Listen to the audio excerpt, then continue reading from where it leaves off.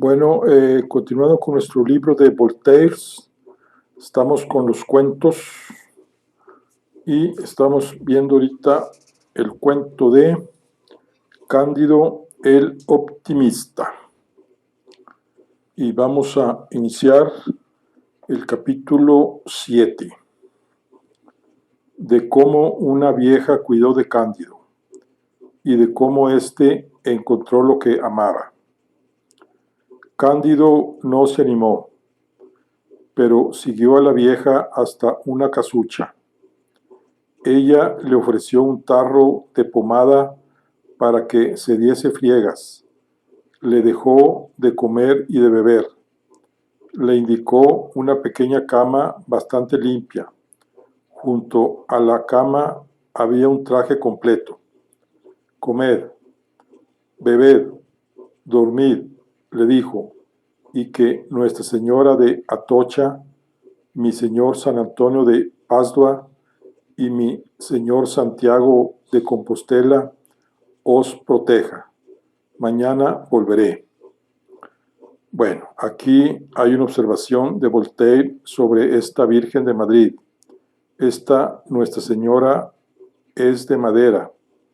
Llora todos los años el día de su fiesta y el pueblo llora también. A pesar de tantas desgracias, Cándido comió y durmió. Al día siguiente, la vieja le trae de desayunar, examina su espalda y le frota ella misma con otra pomada. Luego le trae de comer, vuelve por la noche y trae de cenar. Al día siguiente hace las mismas ceremonias. ¿Quién sois?, le decía siempre. Cándido, ¿quién os ha inspirado tanta bondad? ¿Cómo puedo agradecérselo? La buena mujer nunca respondía nada. Volvió por la noche y no trajo de cenar. Venid conmigo, dijo, y no digáis palabras. Le coge del brazo y camina con él por el campo un cuarto de milla aproximadamente. Llegan a una casa aislada, rodeada de huertos y canales. La vieja llama a una puertecilla. Abre. Guía a Cándido por una escalera oculta hasta un gabinete dorado. Lo deja en un sofá de brocatel. Cierra la puerta y se va.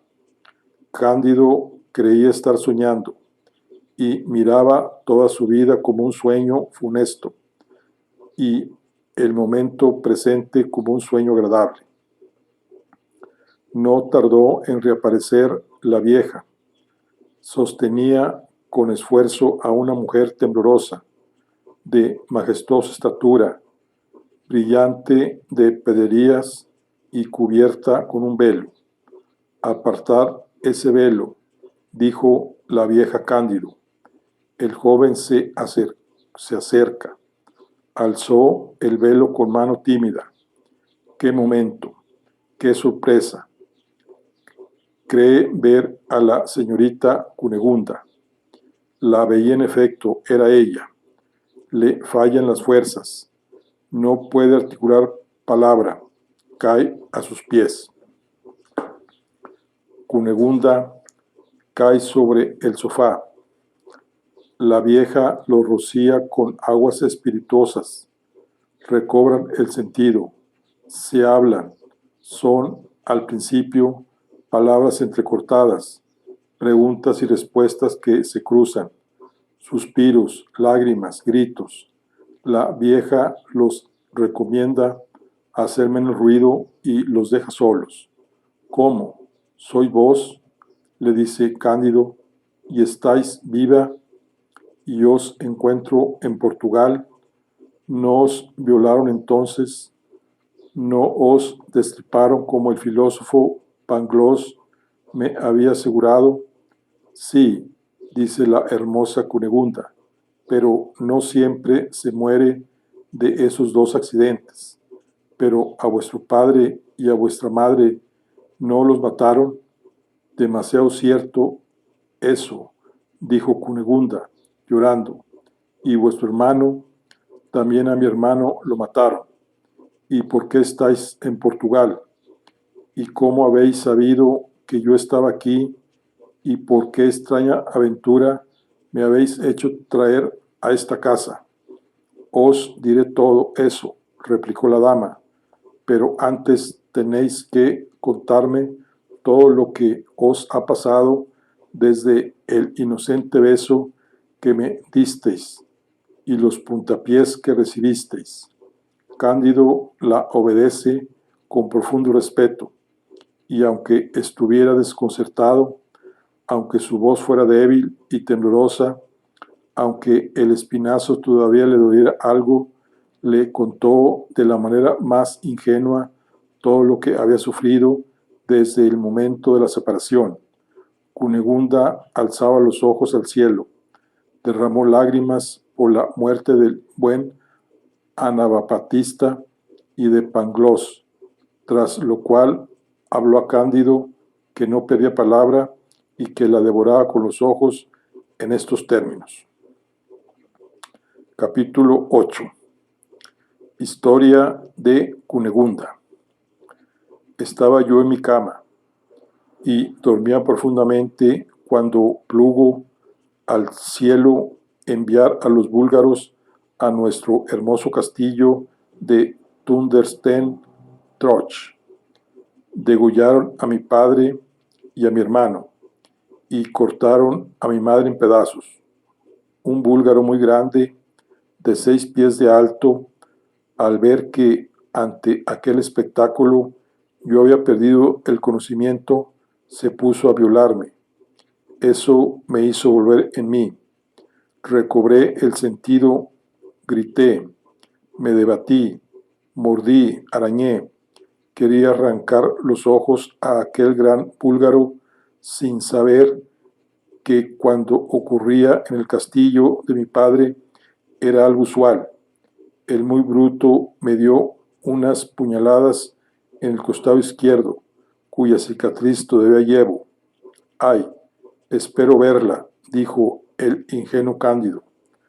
La veráis, dijo Cunegunda, pero sigamos. Seguid, dijo Cándido. Y ella reanudó así el hilo de su historia. Entró un capitán búlgaro, me vio toda ensangrentada, y el soldado continuaba su tarea. El capitán se enfureció por el poco respeto que le demostraba aquel bruto y lo mató encima de mi cuerpo. Luego mandó que me curasen y me llevó como prisionera de guerra a su cuartel. Yo lavaba las pocas camisas que él tenía, le preparaba la comida. Él me encontraba muy hermosa, hay que confesarlo, y no negaré que él no fuera muy apuesto ni que tuviese la piel blanca y suave, pero muy poco ingenio y poca filosofía. Se echaba de ver con toda claridad que no lo había educado el doctor Pangloss.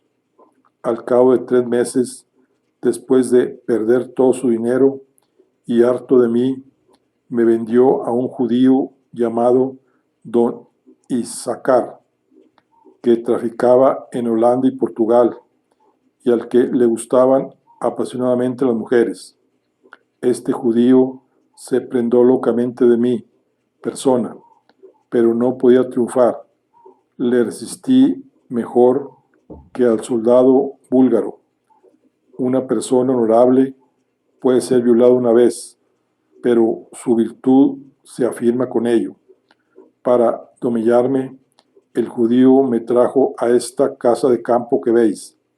Hasta entonces yo había creído que no había en la tierra nada tan hermoso como el castillo de Thundertantroch. Me he desengañado. El gran inquisidor me vio un día en misa, me miró largo y tendido y mandó decirme que tenía que hablarme para asuntos secretos. Fui conducida a su palacio. Le informé de mi nacimiento. Él me hizo ver cuán por debajo de mi rango estaba pertenecer a un israelita. Propusieron de su parte a don Isacar que me cediese a monseñor. Don Isacar, que es el banquero de la corte y hombre de crédito, se negó. El inquisidor lo amenazó con un auto de fe. Al fin mi judío, intimidado, concluyó un trato por el que la casa y yo pertenecíamos a los dos en comandita. El judío tendría para él los lunes, miércoles y el día del Sabbat, que es el día de descanso para la religión judía correspondiente al sábado, y el inquisidor los demás días de la semana. Hace 6 meses que dura este pacto, no sin peleas, porque a menudo hay que dilucir si la noche del sábado al domingo pertenece a la ley antigua o a la nueva. En cuanto a mí, he resistido hasta ahora a los dos, y creo que por esta razón siguen amándome. Por último, para aplacar el azote de los terremotos e intimidar a don Isacar, plugo al monseñor inquisidor celebrar un auto de fe. Me hizo el honor de invitarme. Me colocaron en un buen lugar. A las damas les sirvieron refrescos entre la misa y la ejecución. En verdad, quedé sobrecogida de horror viendo quemar a aquellos 2 judíos y el honesto vizcaíno que se había casado con su comadre. Pero cuál no sería mi sorpresa, mi espanto, mi turbación, cuando vi con un San Benito y bajo una mitra una cara que se parecía a la de Pangloss. Me froté los ojos, miré atentamente, vi cómo lo colgaban. Me desmayé. Nada más recuperar el sentido, os vi a vos completamente desnudo. Fue el colmo del horror, de la consternación, del dolor, de la desesperación. Debo deciros con verdad que vuestra piel es más blanca todavía y de un encarnado más perfecto que la de mi capitán de los búlgaros. Esta visión redobló todos los sentimientos que me agobiaban, que me devoraban. Grité, quise decir, deteneos, bárbaros, pero me falló la voz y mis gritos habrían sido inútiles. Cuando estuvisteis bien azotado, yo me decía, ¿cómo puede ser que el amable Cándido y el sabio Pangloss se encuentren en Lisboa, el uno para recibir 100 latigazos y el otro para ser colgado por orden del monseñor inquisidor, de quien yo soy la bienamada? Pangloss me engañó, pues, muy cruelmente, cuando me decía que todo en el mundo va del mejor modo posible. Agitada, enloquecida, tan pronto fuera de quicio como cerca de la muerte por debilidad, tenía la razón trastornada por la matanza de mi padre, de mi madre, de mi hermano, por la insolencia de mi infante soldado búlgaro, por la puñalada que me dio, por mi esclavitud, por mi oficio de cocinera, por mi capitán búlgaro, por mi infame don Isacar, por mi abominable inquisidor, por el ahorcamiento del doctor Pangloss, por aquel gran misere en Favordón durante el que os azotaban, y sobre todo por el beso que os había dado detrás de un biombo el día en que por última vez lo vi. Alabé a Dios, que os devolvía a mí a través de tantas pruebas. Encomendé a mi vieja que se cuidara de vos y os trajese aquí en cuanto pudiera. Ha cumplido muy bien mi encargo. He saboreado el inefable placer de volver a veros, de oíros, de hablaros. Debéis de tener un hambre devorador. Yo tengo mucho apetito. Empecemos por cenar. Entonces ambos se sientan a la mesa y después de la cena vuelven a sentarse en el hermoso sofá del que ya hemos hablado. Ahí estaban cuando el señor don Isaacar, uno de los dueños de la casa, llegó. Era el día del Sabbat. Venía a gozar de sus derechos y a exponer su tierno amor. Capítulo 9.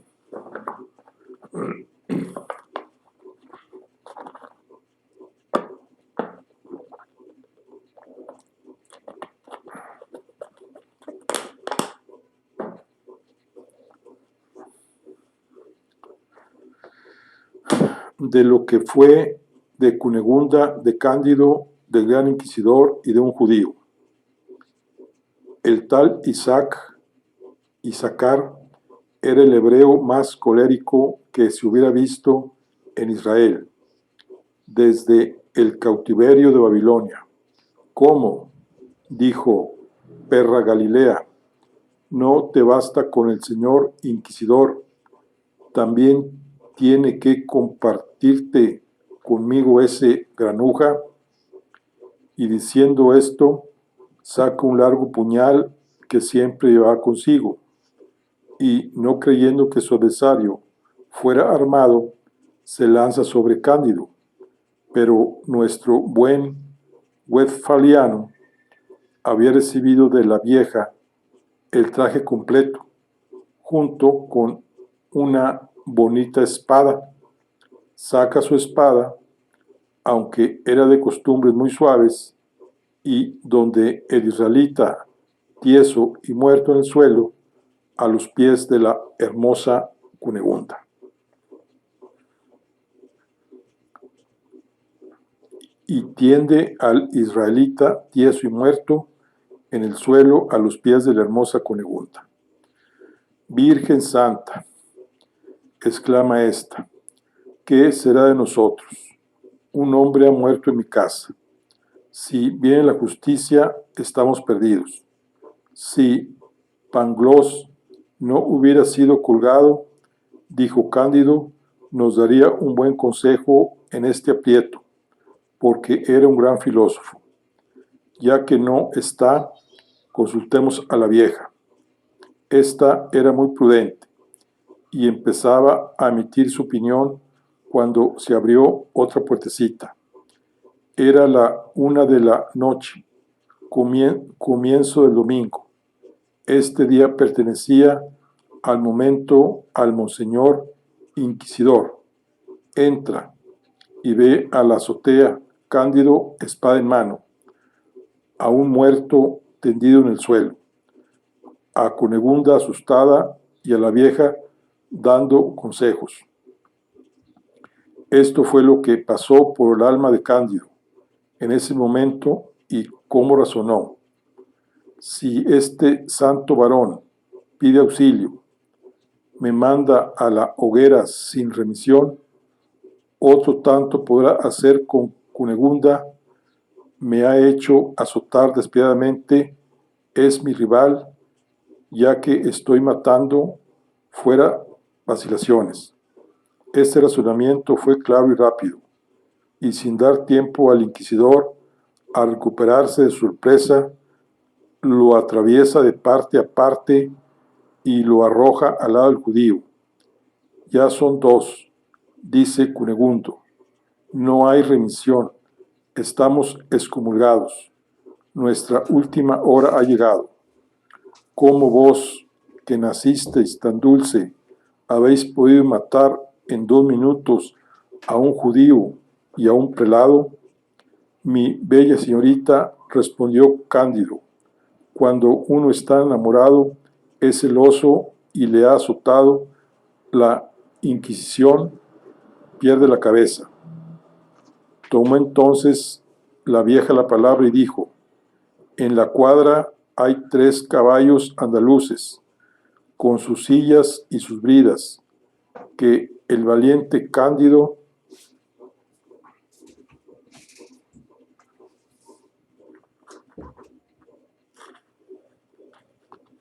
los prepare. La señora tiene molladors. Molladors. Aquí Voltaire comete un error. Mollador es el término portugués para designar a ciertos recaudadores de impuestos, no el de la moneda llamada moidore. En el capítulo siguiente se convierten en pistolas, nombre francés del escudo español, y el maravedi, citado más adelante, era una moneda de cobre de poco valor que solo tenía curso en España. Bueno, la señora tiene molladores y diamantes. Montemos rápidamente a caballo, aunque yo solo pueda apoyarme sobre una cadera, y vayámonos a Cádiz. Hace el mejor tiempo del mundo y es un placer viajar con el fresco de la noche. Cándido ensilla al punto los 3 caballos.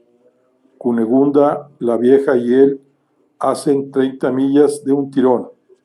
Mientras se alejaban, la Santa Hermandad llega a la casa, entierran a Monseñor en una hermosa iglesia y arrojan a Isaacar al muladar. Cándido, Cunegunda y la vieja estaban ya en la pequeña ciudad de Aracena, en plena Sierra Morena, y así hablaban en un figón.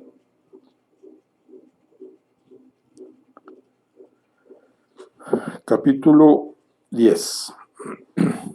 En qué miseria Cándido, Cunegunda y la vieja llegan a Cádiz y de su embarque. ¿Quién ha podido robarme mis pistolas? Pistolas, nombre francés del escudo, una moneda española. Y mis diamantes, decía llorando Cunegunda, ¿de qué viviremos?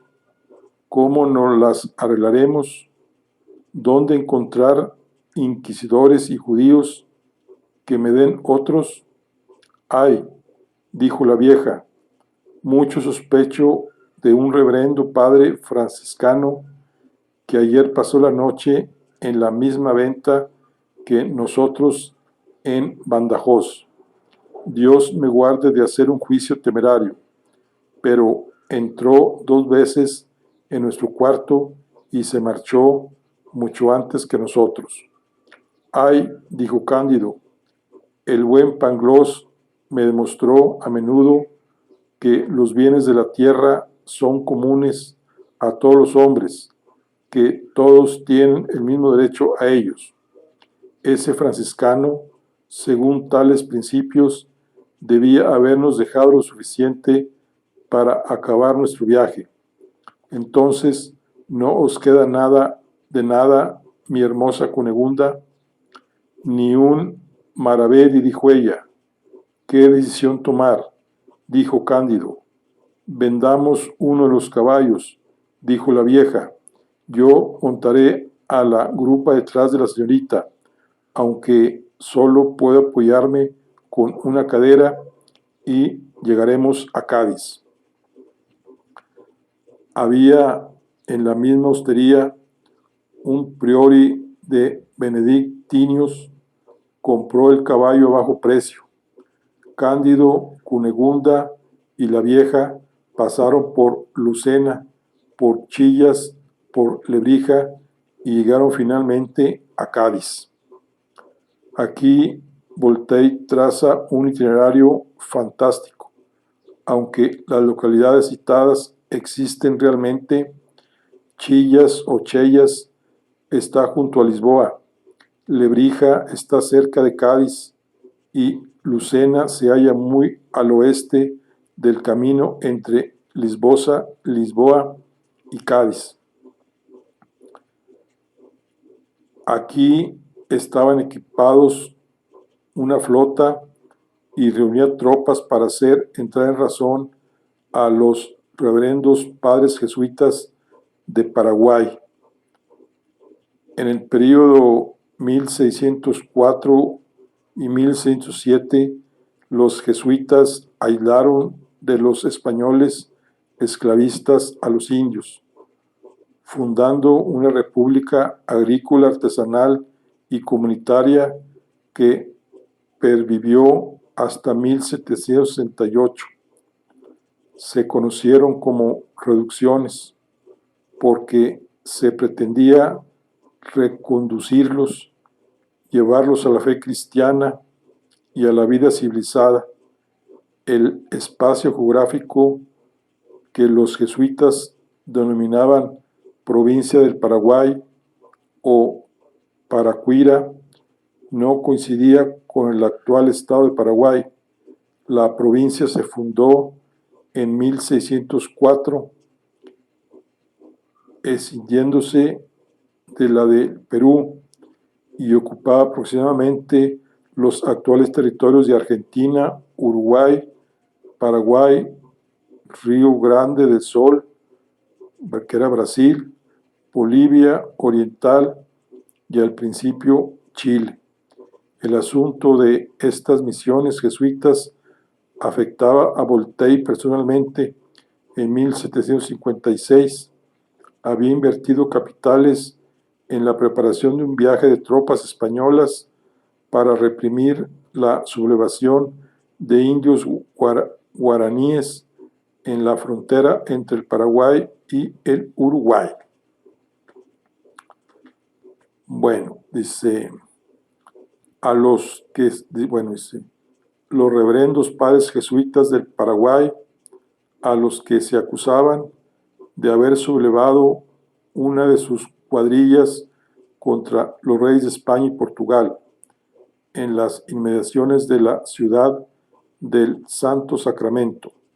Cándido, que había servido con los búlgaros, hizo una demostración de la instrucción búlgara ante el general del pequeño ejército con tanta gracia, serenidad, destreza, orgullo y agilidad que le dieron el mando de una compañía de infantería. Ya lo tenemos, capitán. Embarca con la señorita Cunegunda, la vieja, 2 criados y los 2 caballos andaluces que habían pertenecido a Monseñor, el gran inquisidor de Portugal. Durante toda la travesía razonaron mucho sobre la filosofía del pobre Pangloss. Vamos a otro universo, decía Cándido. Es en él, sin duda, donde todo está bien, porque hemos de confesar que hay motivos para lamentarse un poco por lo que ocurre en física y en moral en el nuestro. Os amo con todo mi corazón, decía Cunegunda, pero todavía tengo el alma totalmente horrorizada por lo que he visto, por lo que he sufrido. Todo irá bien, replicaba Cándido. El mar de este nuevo mundo ya es mejor que los mares del nuestro, de nuestra Europa. Es más tranquilo y los vientos más constantes. Estoy seguro de que el nuevo mundo es el mejor de los universos posibles.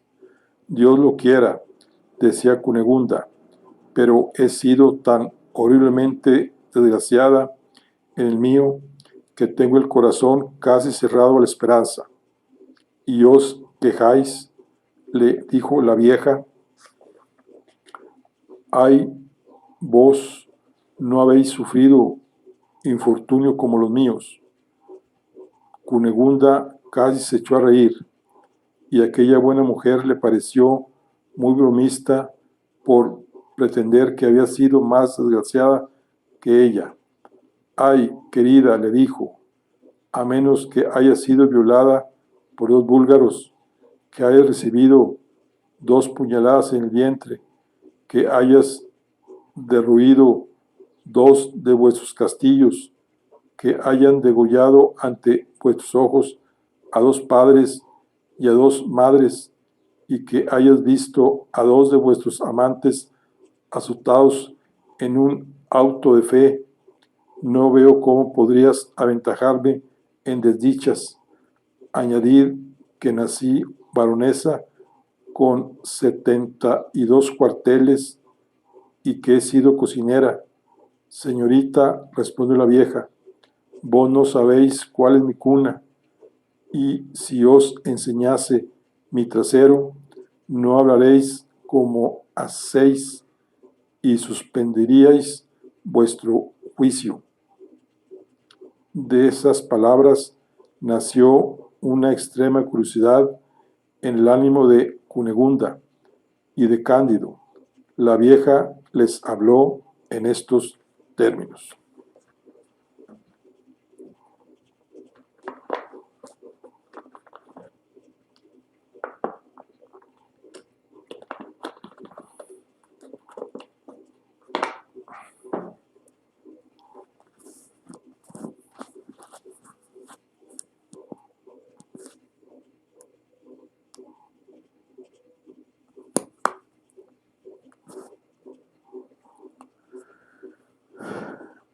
Capítulo 11.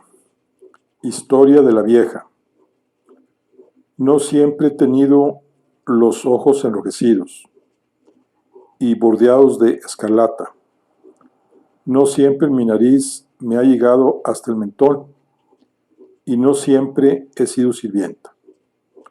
Soy hija del Papa Urbano X y de la princesa de Palestina. Aquí Voltaire, en la primera redacción, Voltaire escribió Clemente XII, que había reinado entre 1730 y 1741. Un crítico de la época recogía una nota de Voltaire que debía de ir en este fragmento. Véase la extremada discreción del autor. Hasta ahora no ha habido ningún papa llamado Urbano X. Teme adjudicar una bastarda a un papa conocido. ¡Qué circunspección! ¡Qué delicadeza de conciencia! Esta nota fue publicada por Waignier y en 1820 por la edición de Buchot con alguna variante. El último papa de nombre Urbano fue el octavo, que murió en 1644. Bueno, dice, hasta los 14 años me criaron en un palacio al que todos los castillos de vuestros varones alemanes no habrían servido de cuadra, y uno de mis vestidos valía más que todas las magnificencias de Westfalia. Crecí en belleza, en gracia y en talentos, en medio de placeres, respeto y esperanzas. Ya inspiraba amor, mis pechos iban formándose. ¿Y qué pechos? Blancos, firmes, tallados como los de la Venus de Medis. ¿Y qué ojos? ¿Qué párpados? ¿Qué cejas negras? ¿Qué llamas brillaban en mis 2 pupilas? Borraban el centello de las estrellas, como me decían los poetas del barrio. Las mujeres que me vestían y desvestían se extasiaban al mirarme por delante y por detrás, y todos los hombres habrían querido estar en su lugar. Me desposaron con un príncipe soberano de Massa Carrara. Aquí es el ducado de Massa y Carrara. En Toscana se fundó en el siglo XVI en 1860 fue anexado al Piamonte. ¡Qué príncipe! Tan hermoso como yo, lleno de dulzura y encantos, un ingenio brillante y ardiente de amor.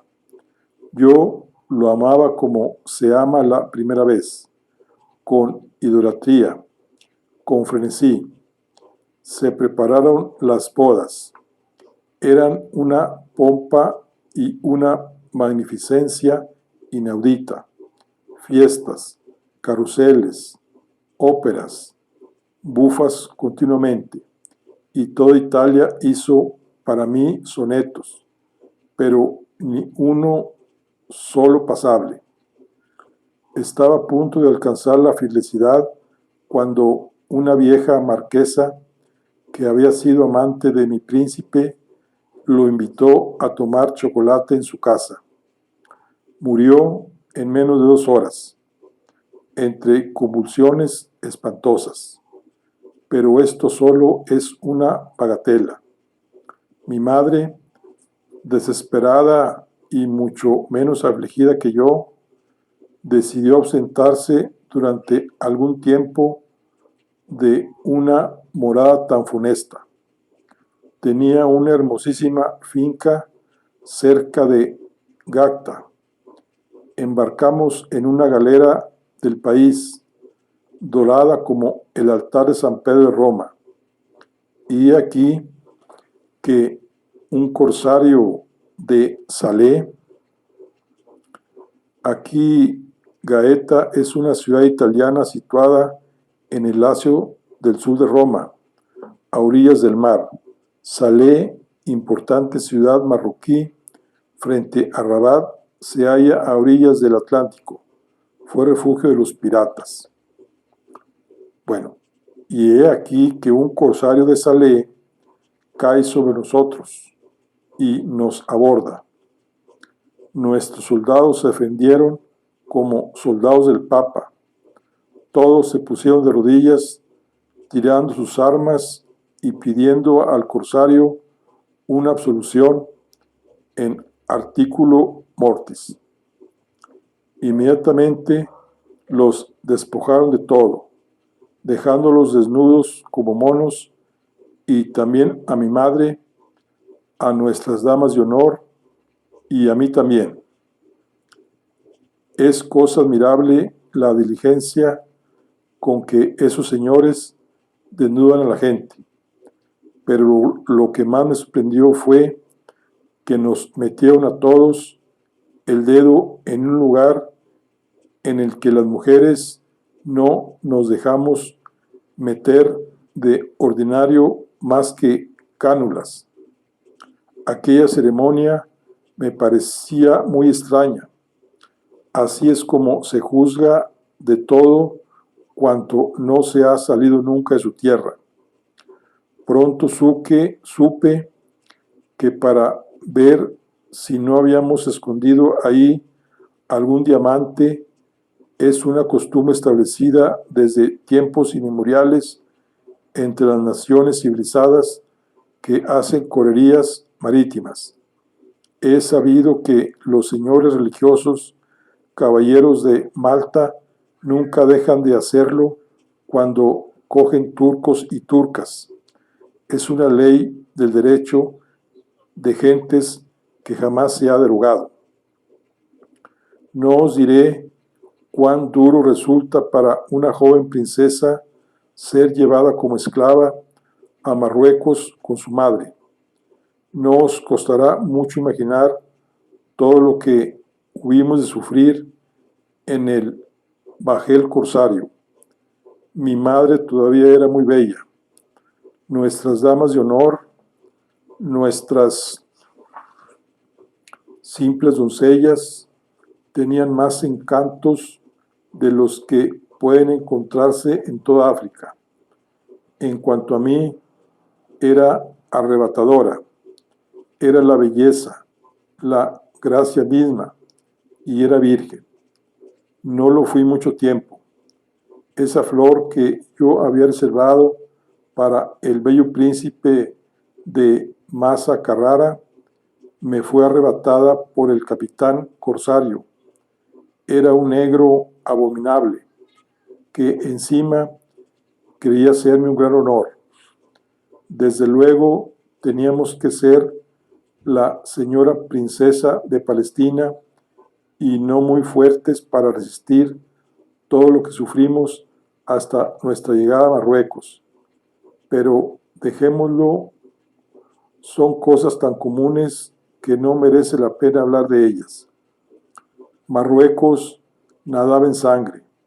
Cuando llegamos, los 50 hijos del emperador Muley Ismail, aquí Voltaire habla sobre Muley Ismail, que es sultán de Marruecos, 1647-1727, conocido como guerrero y como gran político.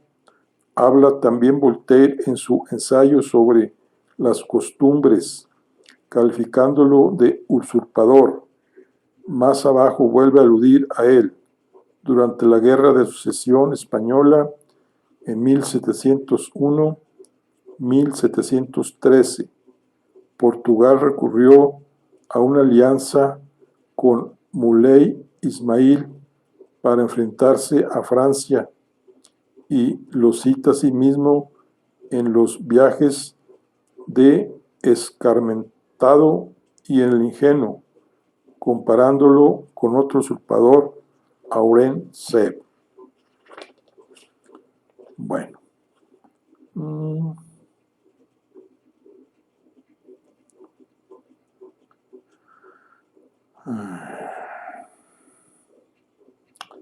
Entonces, los 50 hijos del emperador Muley Ismail tenían cada uno su partido, lo cual producía de hecho 50 guerras civiles, de negros contra negros, de negros contra morenos, de morenos contra morenos, de mulatos contra mulatos.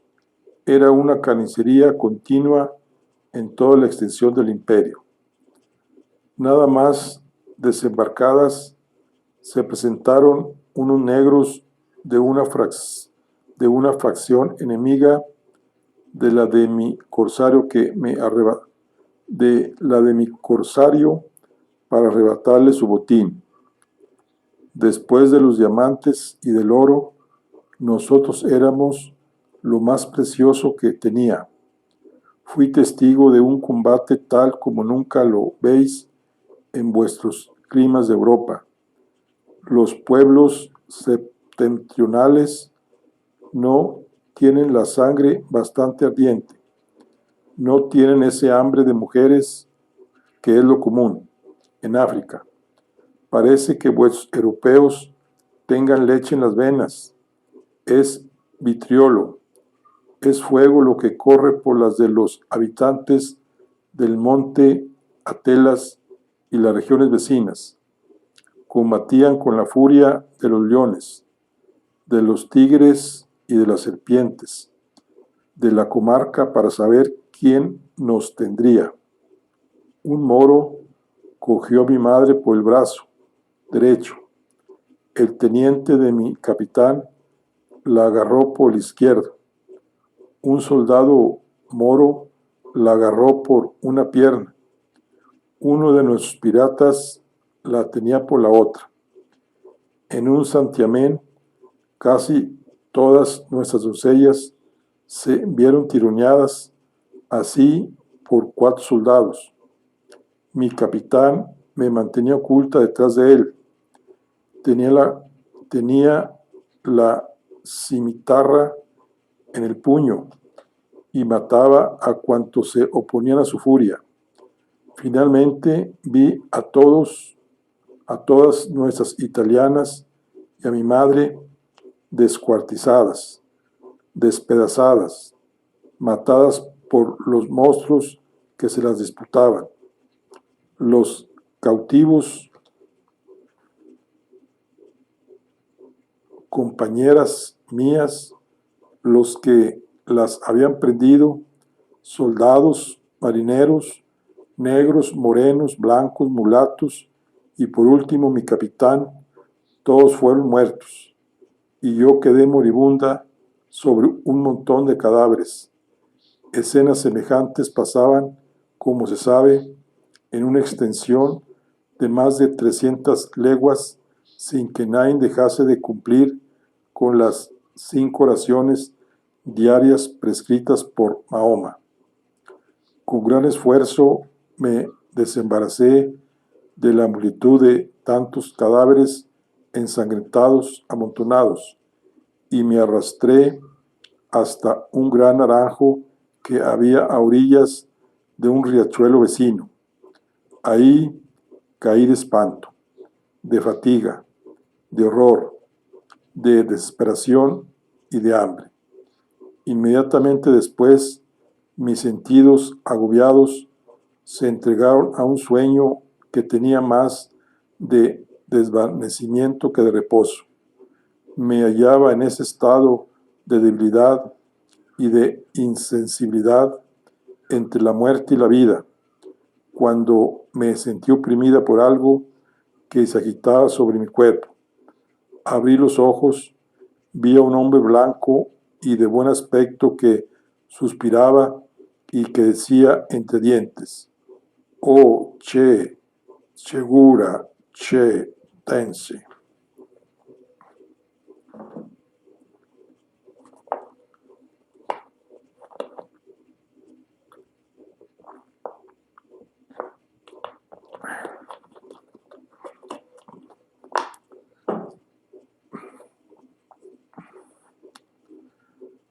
Capítulo 12. Continuación de la desventura de la vieja. Asombrada y encantada de oír la lengua de mi patria, y no menos sorprendida por las palabras que profería aquel hombre, le respondí que había mayores desventuras que aquella de la que se quejaba. En pocas palabras, le puse al corriente de los horrores que yo había sufrido y volví a desmayarme. Él me llevó a una casa vecina, hizo que me acostasen en una cama y me dieran de comer. Me sirvió, me consoló, me aduló, me dijo que nunca había visto nada tan hermoso como yo y que nunca había echado tanto de menos lo que nadie podía devolverle. Nací en Nápoles, me dijo. Todos los años capan ahí de 2 a 3,000 niños. Unos mueren, otros adquieren una voz más bella que la de las mujeres, otros van a gobernar estados. Bueno, acá decía: oh, qué desgracias es estar sin. La edición de 1959 transcribe la palabra entera, con glione, que son los cajones. Bueno, acá es vid sobre los castrados, el capítulo 25, un ejemplo de castrados que controlaban estados, lo fue Carlos Bronchi Farinelli, 1705-1782, de origen italiano, grande de España, bajo el reinado de Fernando VI y favorito muy influyente. Bueno, me hicieron esa operación con grandísimo éxito y fui músico de la capilla de la señora princesa de Palestrina. De mi madre, exclamé yo. De vuestra madre, exclamó llorando. ¿Cómo? ¿Seréis vos la joven princesa a la que yo eduqué hasta los 6 años y que yo prometía ser tan bella como sois? Soy la misma, y mi madre está a 400 pasos de aquí, descuartizada bajo un montón de muertos. Le conté todo lo que me había ocurrido. También él me contó sus aventuras y me dijo cómo fue enviado al rey de Marruecos por una potencia cristiana. Aquí el rey de Portugal, el príncipe de Darmstadt, imploraron la ayuda del rey de Marruecos. No solo hicieron tratados con ese bárbaro para conseguir caballos y trigo, sino que pidieron tropas. El emperador de Marruecos, Moulay Ismail, el tirano más guerrero y político que entonces hubo en las naciones maometanas, no quiso enviar sus tropas, sino en condiciones peligrosas para la cristiandad. Voltaire en el siglo Luis XIV. Sin embargo, Voltaire sabía que las mejores relaciones con las naciones barbarescas no las mantenían ningún país mediterráneo, sino Inglaterra.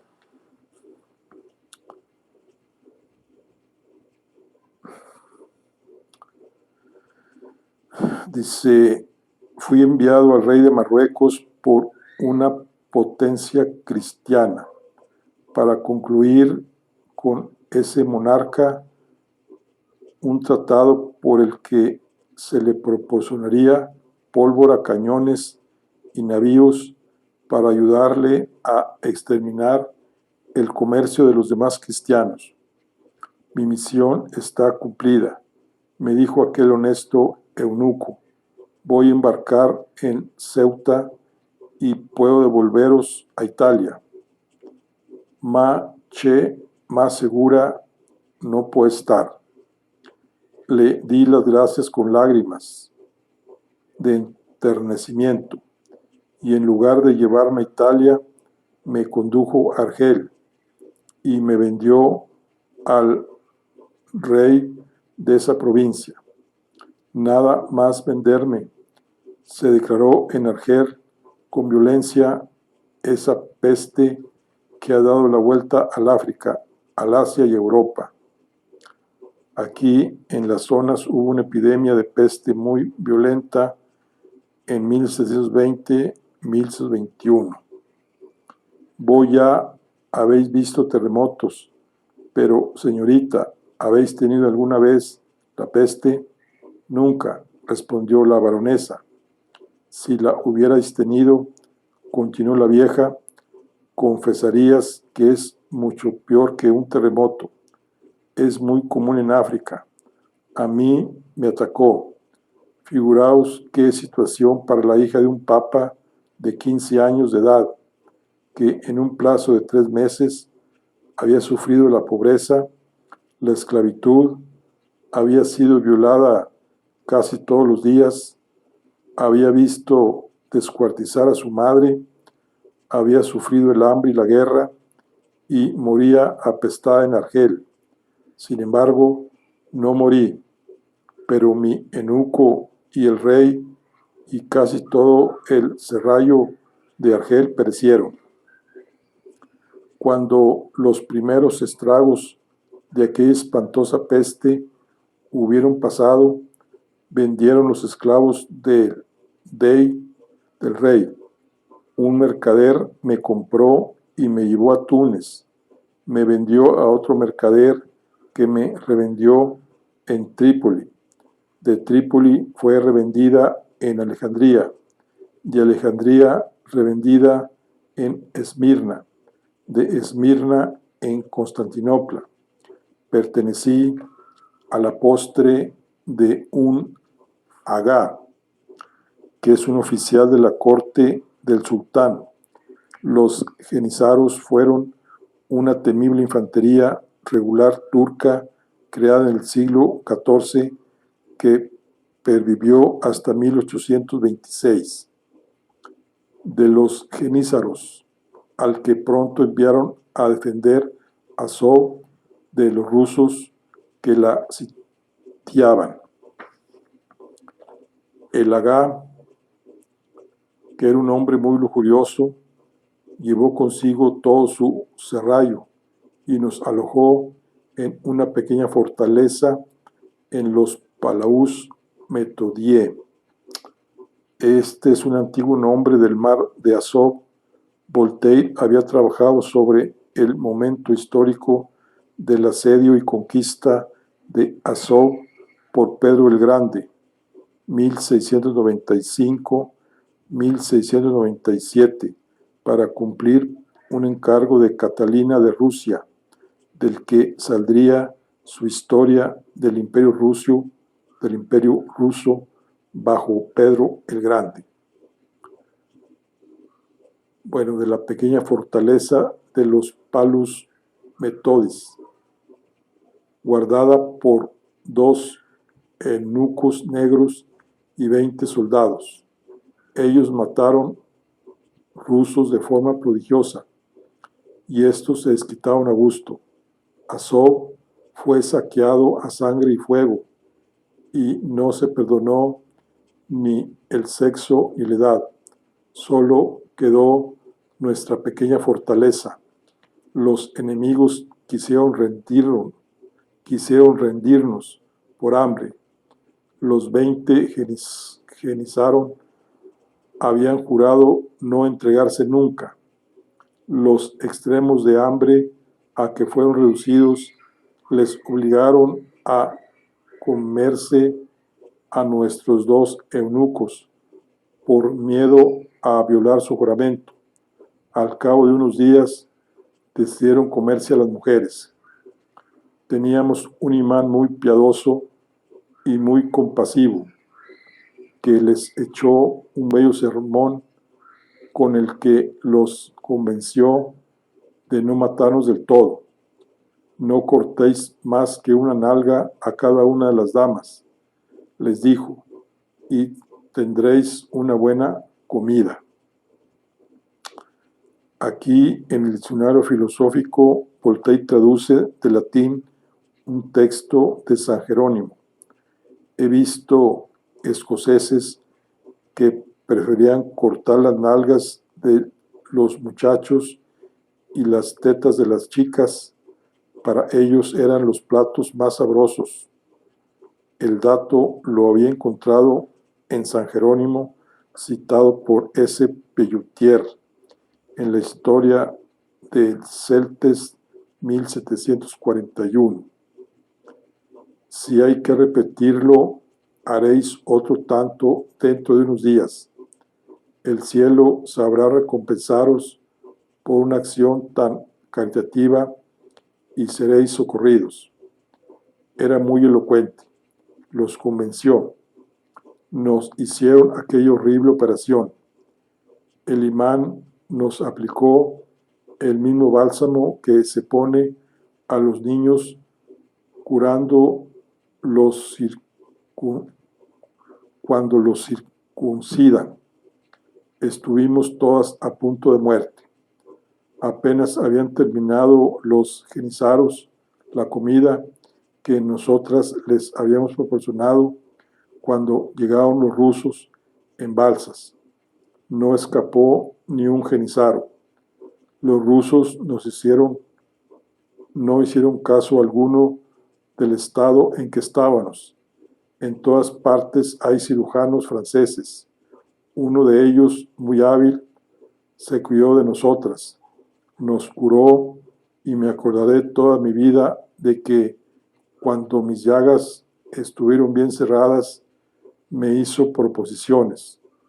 Por lo demás, nos dijo a todas que nos consolásemos y nos aseguró que en varios asedios habían ocurrido cosas semejantes y que era la ley de la guerra.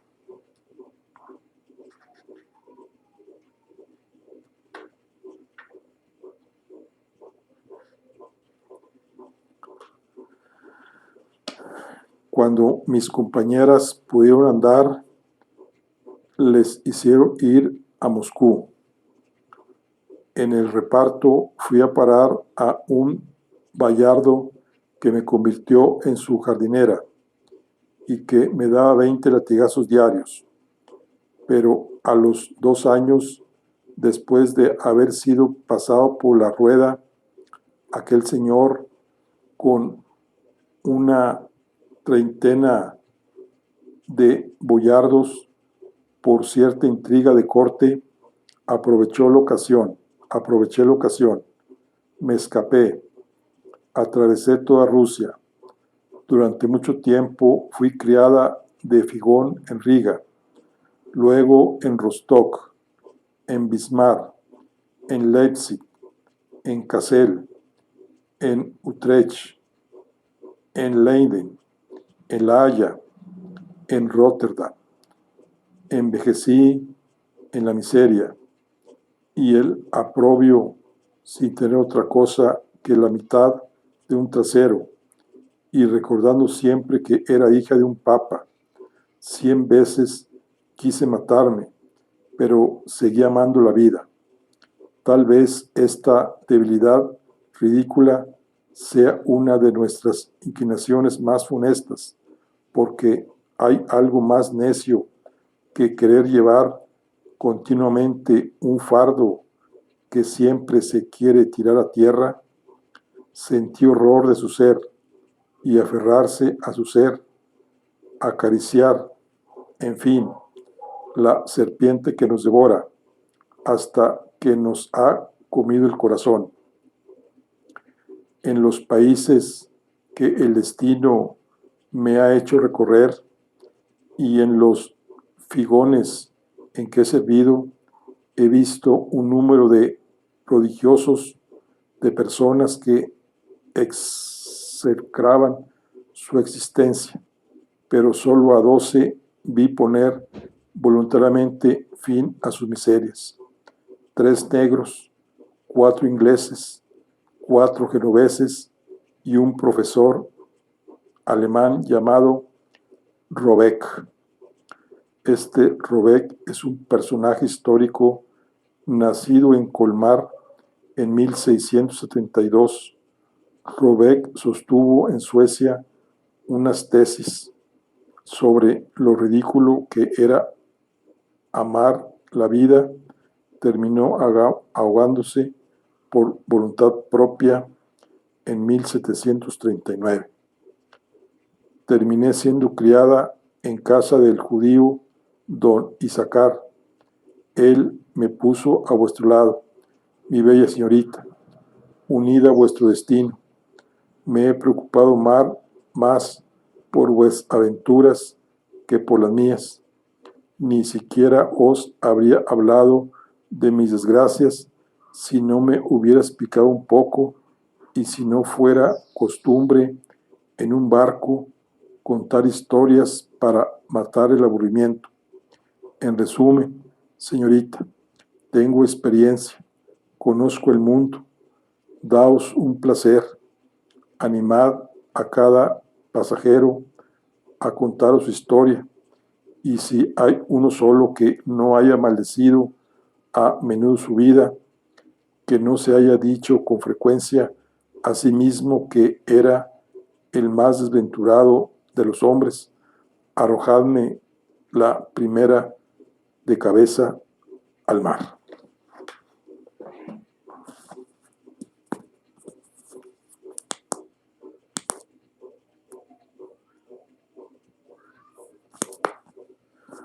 Bueno, aquí concluimos la charla del día de hoy.